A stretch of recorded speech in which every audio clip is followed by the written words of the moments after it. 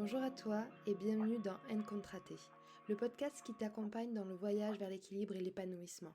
Je suis Fiona et je suis ici pour t'inspirer et te guider à redécouvrir et libérer ton plein potentiel. Chaque semaine, nous explorons ensemble des pratiques et des réflexions pour t'aider à te libérer des contraintes du quotidien, prévenir le burn-out et rallumer cette lumière en toi. Alors n'attends plus, abonne-toi et rejoins-nous pour éclore et rayonner ensemble.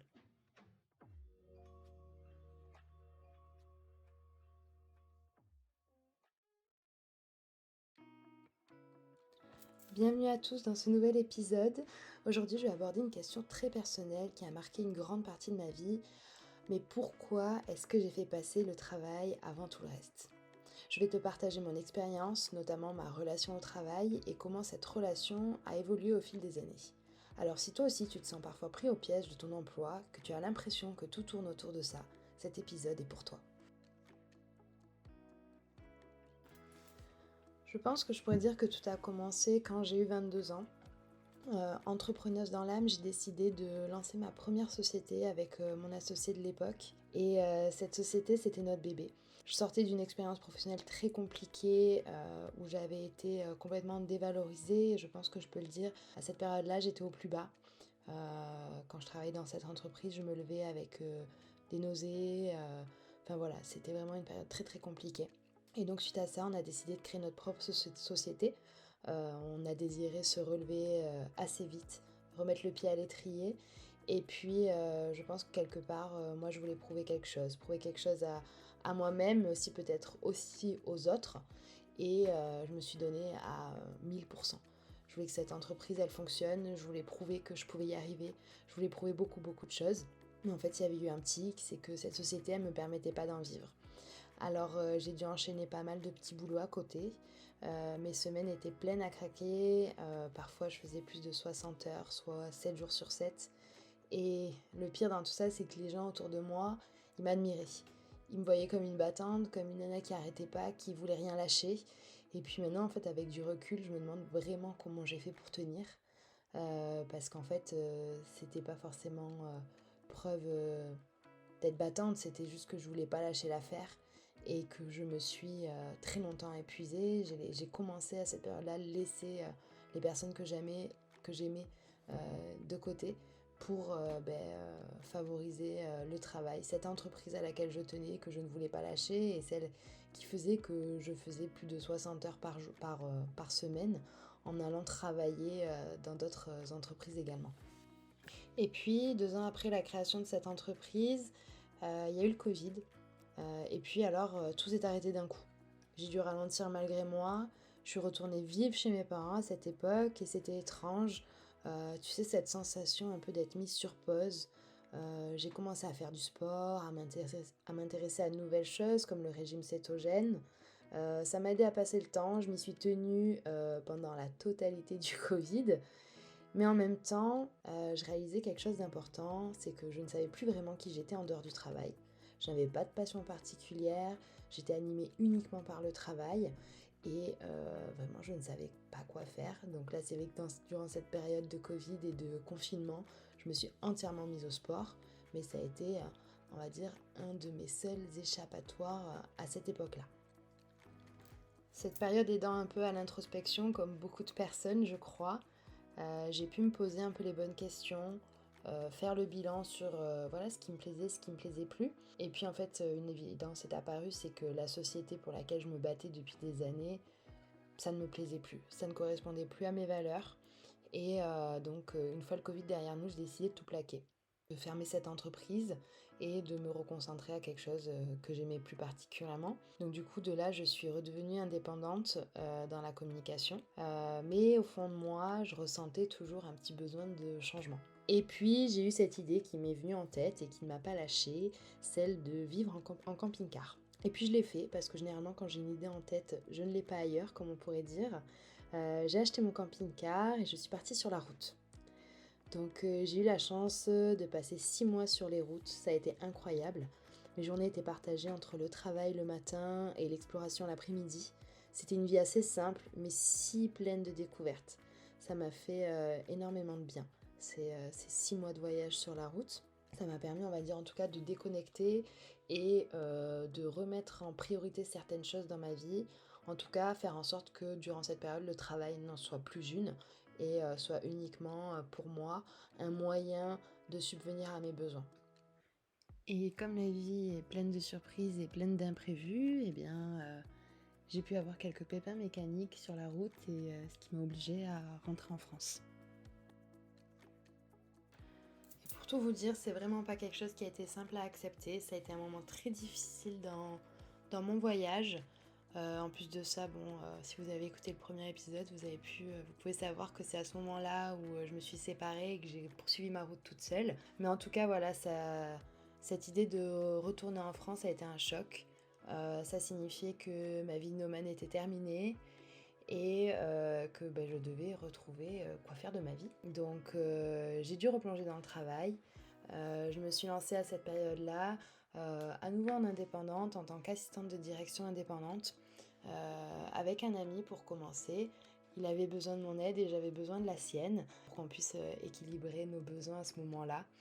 Et je dois le dire, les projets qu'on a pu faire ensemble étaient passionnants, vraiment.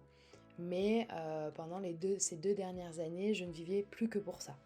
Vraiment, je n'avais plus de temps pour mes proches et j'avais un peu de temps, je dormais. Je pense que quelque part le burn-out me guettait un peu, mais que je ne voulais pas le voir. Et puis, voilà, c'est assez compliqué de se rendre compte parce que je sais pas trop comment l'expliquer, mais j'avais vraiment l'impression de vivre à 100 à l'heure, la tête dans le guidon et quelque part de prendre du recul et de me voir en fait, de, de voir ma vie en fait se dérouler sous mes yeux et être incapable de faire quoi que ce soit et je me voyais, je me sentais m'éteindre petit à petit, je sentais que j'avais plus la même joie de vivre, que le matin je me levais avec plus la même envie et puis j'ai eu besoin vraiment d'un gros déclic pour faire évoluer ça. Ce déclic, ça a été un voyage en Colombie que mes proches et que j'ai décidé aussi de m'offrir en novembre 2023. Pour tout vous avouer, c'est le premier voyage que je faisais sans rien planifier. Habituellement, je suis plutôt du genre à planifier les choses en avance. Et là, en fait, tellement prise dans mon travail, je n'avais même pas eu le temps d'aller voir où est-ce que j'allais aller, ce qu'on allait faire. Parce que oui, j'ai eu la chance de partir avec une agence où tout était plus ou moins organisé. Enfin non, où tout était organisé. Une agence avec laquelle on part quand même en immersion chez des habitants, parfois perdus au fin fond de la Colombie, enfin voilà. Et puis j'y suis allée les yeux fermés. Et on va pas se le cacher, hein, c'est le meilleur moyen de lâcher prise, on va dire. Et là-bas, une fois arrivée là-bas en Colombie, et après avoir vécu quelques jours parmi les habitants, j'ai compris que la vie, c'était pas ça. C'était pas du tout ce que j'étais en train de vivre en France.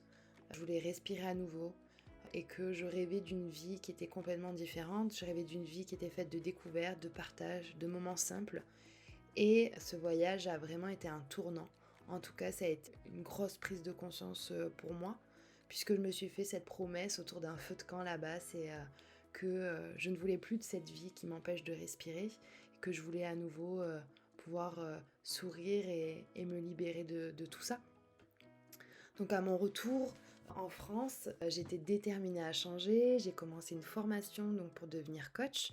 J'avais cruellement envie d'aider les autres, de partager cette prise de conscience en fait que je venais d'avoir. Mais patatras, le travail m'a encore rattrapée. J'ai accepté trop de clients par peur de manquer. Et dans cette course folle, on peut dire que j'ai perdu. J'étais frustrée, en colère contre moi-même. J'avais promis de ne plus replonger dans cette vie et pour autant, j'y étais de nouveau. J'avais encore, on va dire, succombé à cette envie de travailler. Et puis, comme je vous le disais juste avant, j'ai fait le choix de multiplier mes clients parce que j'avais peur de manquer d'argent, je sais pas ce qui m'a animée à ce moment-là, mais effectivement, je ne voulais plus mettre tous mes œufs dans le même panier, c'est-à-dire avoir qu'un seul client, je voulais en avoir d'autres. Et puis, donc j'ai fait ce choix-là. Et puis, quelques mois après, j'ai pu constater que ça n'avait pas forcément été le meilleur des choix parce que c'est quelque chose qui m'a encore le plus, qui m'a encore beaucoup plus fatiguée. Et fatigue n'a pas tardé à me faire un petit signal d'alerte. On peut dire que la vie m'a rappelé à l'ordre. En début d'année 2024, je suis allée voir une dermatologue parce que ça faisait quelques années que je faisais régulièrement des allergies au soleil en plein été. Donc j'avais le visage complètement rouge, enfin les joues complètement rouges. Et puis j'ai décidé d'aller voir une nouvelle dermatologue qui, elle, a voulu aller creuser un peu plus loin, qui m'a dit que c'était pas normal, que ça revenait d'année en année. Enfin voilà, qui m'a posé des questions. Et puis on a poussé les examens, j'ai fait une biopsie. Et là, il se trouve que j'ai été diagnostiquée d'une maladie auto-immune qui s'appelle le lupus. Donc je ne vais pas m'étaler sur ce sujet dans cet épisode-là, je pense que je pourrais l'aborder dans un prochain épisode. En tout cas, rien de très grave dans mon cas pour le moment. Je l'ai vraiment pris comme un signal d'alerte. Mon corps en fait me disait tout simplement qu'il fallait que je ralentisse parce que le lupus, si on va chercher, je vais quand même en parler un petit peu, si on va creuser un peu plus loin, fonctionne avec des systèmes de poussée, on va dire, et les poussées peuvent se déclencher dans des grosses périodes de fatigue, de stress, et c'était complètement ce que j'étais en train de vivre en fait, et c'est ce que je faisais subir à mon corps quotidiennement depuis plus de 2 ans. Donc si on pousse un peu plus loin dans la signification, le lupus, ça veut dire qu'on a porté un masque sur le visage depuis des années, qu'on n'a pas vraiment osé révéler qui on était.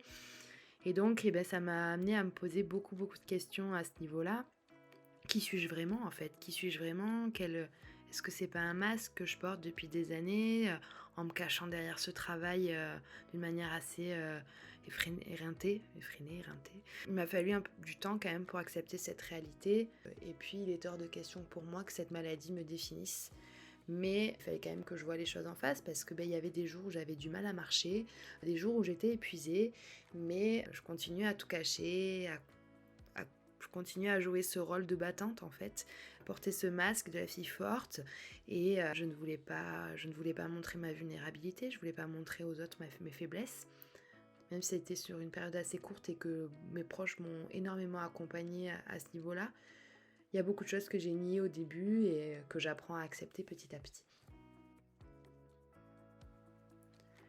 Et j'ai donc pris une nouvelle décision, celle de ralentir.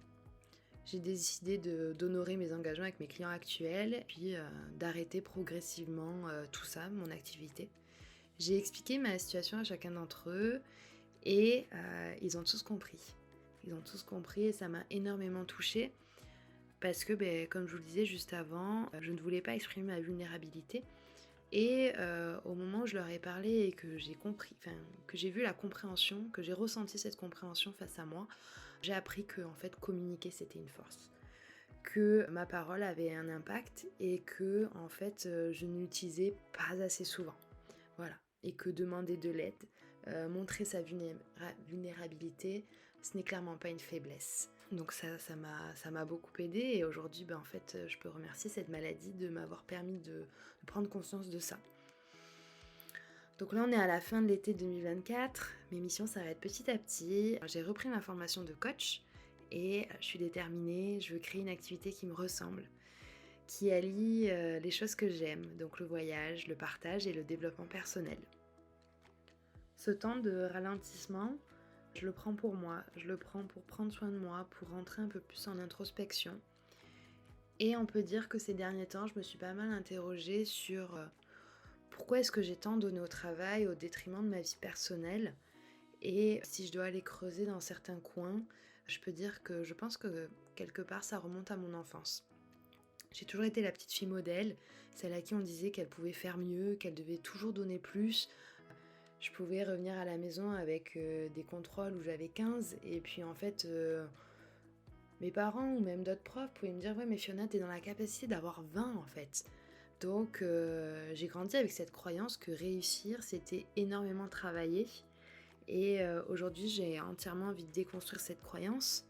Si je dois partir sur un autre sujet, c'est que petite j'ai toujours vu mon père travailler des heures et des heures, je l'ai toujours vu rentrer tard le soir, je l'ai toujours vu se démener au travail et dans mes yeux de petite fille, je me souviens que je l'admirais, mon papa qui travaillait beaucoup Et ça a certainement encore renforcé cette croyance au fond de moi que pour réussir dans la vie, il faut beaucoup travailler.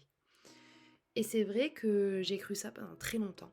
Mais je pense vraiment qu'il est temps d'aller déconstruire ça et que je travaille jour après jour à aller changer cette croyance. Je la transformer et je la transforme en le travail, le statut social ne définit pas une personne. Voilà. Voilà, maintenant j'ai décidé ça et donc j'ai décidé de ralentir le rythme pour comprendre qui je suis, quelles sont mes valeurs, qu'est-ce que j'aime au plus profond de moi. Et sachez que j'y travaille chaque jour qui passe, qu'il y a encore beaucoup de travail. De toute façon, dans la vie, on ne finit jamais de changer, je dirais, d'évoluer et d'apprendre. Je suis la Fiona d'aujourd'hui, mais demain, en fait, qui est-ce que je serai demain ? En tout cas, pour avancer sur ce chemin, j'ai décidé dans un premier temps de prendre soin de moi, de travailler chaque jour à mieux comprendre qui je suis, à trouver un équilibre entre ma vie professionnelle et personnelle. Et puis, j'ai décidé également de m'imposer à réfléchir avant de dire oui ou non à quelque chose. Voilà, je préfère dire oui avec le cœur et me donner à 100% que dire un oui qui en fait, pour moi, est un non. J'ai longtemps cru que dire non à une demande, une proposition, me mènerait à finir seule, que les gens allaient penser que je ne voulais pas les aider, que du coup, et que donc que je n'étais plus personne pour eux. En fait, si je ne les aidais pas, je n'étais plus personne pour eux. Et ma peur de l'abandon prend certainement le dessus dans ces moments-là. Je me suis toujours définie comme Fiona, c'est celle qui dit oui, celle qui est toujours présente et qui aide tout le monde. Et en fait, le problème là-dedans, c'est que les autres passaient toujours en priorité avant moi. Et j'ai réalisé qu'en fait, c'est pas égoïste de dire non quand on n'en a pas envie et de dire oui quand le cœur nous le dit, en fait, tout simplement. Maintenant, je préfère qu'on pense peut-être que je suis égoïste plutôt que de trop donner au détriment de mes envies, de ma santé. Je préfère dire oui et faire les choses avec motivation et envie plutôt que d'y aller en traînant les pieds, en fait. Et une fois qu'on prend conscience de ça, les choses prennent beaucoup plus de sens et tout ce qu'on fait, en fait, on le fait vraiment avec envie et passion. Et c'est vraiment quelque chose que j'essaie de me dicter aujourd'hui. C'est que si j'ai pas envie de faire quelque chose, je le fais pas et je dis non. Et tant pis, c'est pas grave. Peut-être que demain j'aurai envie, peut-être que demain je le ferai. Mais si là aujourd'hui j'ai pas envie, je le fais pas. Évidemment, je me pose des limites parce que j'ai pas envie non plus de rentrer dans une flémingite aiguë. Mais voilà, j'essaie en tout cas d'un peu plus me respecter et de m'écouter. Donc voilà où j'en suis aujourd'hui. Je t'ai partagé mes dernières prises de conscience et j'espère peut-être qu'à travers ce podcast et ces prises de conscience, cela pourra t'aider à te questionner si tu te demandes toi aussi pourquoi tu fais passer ton travail avant tout le reste. Comme tu as pu l'entendre dans cet épisode, je t'ai partagé mon expérience. Je suis tombée, je me suis relevée. J'ai parfois reproduit les mêmes erreurs. Mais sur le chemin, j'ai quand même eu de belles prises de conscience qui me permettent d'évoluer aujourd'hui et d'avancer. J'espère de tout cœur que si tu partages ces mêmes questionnements, du pourquoi tu fais passer ton travail avant tout le reste, cet épisode t'aura aidé à te poser certaines questions. Que tu auras appris que réévaluer ses valeurs, savoir ce que l'on vaut, apprendre à dire non, ça peut aider à retrouver un certain équilibre. Merci d'avoir écouté cet épisode. Si tu l'as aimé, n'hésite pas à me laisser un petit commentaire et à partager ce podcast. Je te donne rendez-vous très vite pour le prochain épisode. À bientôt.